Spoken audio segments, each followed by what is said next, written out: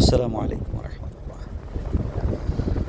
বড় আশ্চর্যজনক এক ব্যাপার, একটা রাজধানী, একটা দেশের ভাবমূর্তি খুবই খারাপ হয়ে যাওয়ার কথা বিদেশিদের কাছে। আমাদের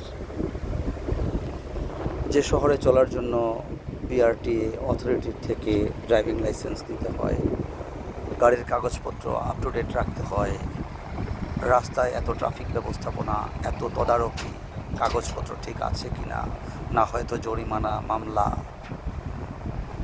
যেই লোকটা, যে সিনিয়র সিটিজেন, যেই ফার্স্ট ক্লাস সিটিজেন দেশকে ট্যাক্স দেয়, ট্যাক্স দিয়ে গাড়ি কিনলো, তার নিরাপত্তাটা কোথায় আসলে?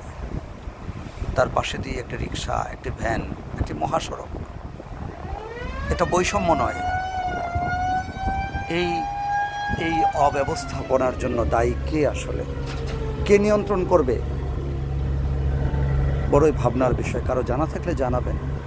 একটা নাগরিক, সে ট্যাক্স দিল, গাড়ি কিনলো, তার কাগজপত্র সব ঠিক রইল, পাশ থেকে একটি ভ্যান গাড়ি এসে মেরে দিল, কে ধরবে তাকে?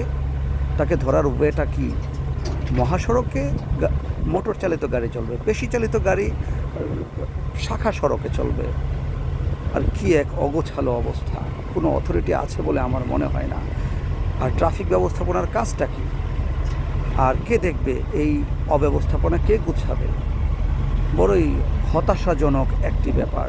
একটি দেশের জন্য খুবই খারাপ অবস্থা। আমি পৃথিবীর বেশ কিছু দেশ ঘুরেছি, বাট এরকম অগোছালো অবস্থা কোথাও দেখি নাই। বড়ই আফসোস।